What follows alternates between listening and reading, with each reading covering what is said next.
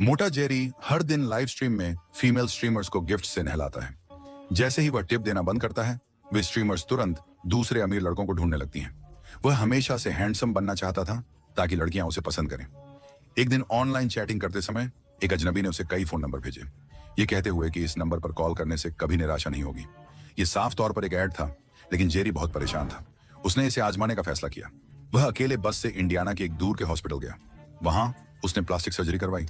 Operation से पहले doctor ने उसे बताया कि उसे कोई गर्लफ्रेंड नहीं मिल सकती, खासकर उसके माता पिता के खराब जीन्स की वजह से।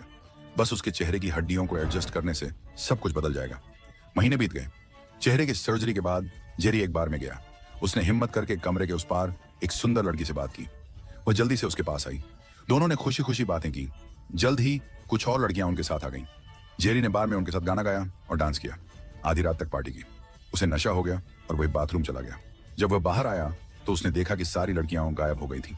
बार मालिक ने उसे बताया कि लड़कियां एक भी पैसा दिए बिना चली गईं। तभी जेरी को एहसास हुआ कि उसके साथ स्कैम हुआ है। वो गुस्से से भर गया। वो हॉस्पिटल वापस भागा, इस बार बंदूक लेकर, डॉक्टर से भिड़ने का पक्का इरादा करके। ये देखकर कि जेरी ट्रिगर खींच सकता है, डॉक्टर ने तुरंत दूसरा तरीका बताया जिससे उसे सेटिस्फैक्शन की गारंटी मिली। अगर वो सेटिस्फाइड नहीं होता तो वो अपने पैसे वापस ले सकता था। जेरी को शक था, लेकिन वह डॉक्टर के पीछे एक होटल तक गया। डॉक्टर ने फोन किया और जेरी को कमरे में अकेले इंतजार करने को कहा। थोड़ी देर में एक शानदार फिगर वाली औरत ने दरवाजा खटखटाया और अंदर आई। आगे क्या हुआ शायद हर कोई अंदाजा लगा सकता है। मैं डिटेल में नहीं जाऊंगा, चलिए सीधे अगले दिन पर आते हैं।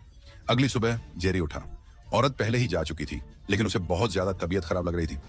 उसने फ्रंट डेस्क से ढेर सारा पानी भेजने को कहा और थर्मामीटर मांगा। उसने अपना टेम्परेचर लिया और पाया कि उसकी रीडिंग नॉर्मल से काफी ज्यादा थी। अचानक उसके शरीर में बहुत तेज दर्द होने लगा।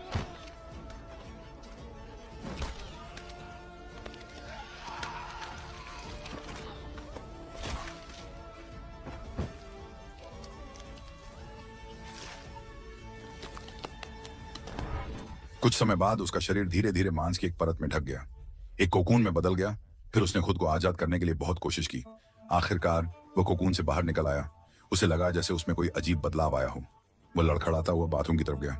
उसने शीशे में देखा, जो आदमी वापस दिख रहा था वह अब मोटा आदमी नहीं था, बल्कि वह मसल से ढका हुआ हैंडसम और हट्टा कट्टा आदमी था।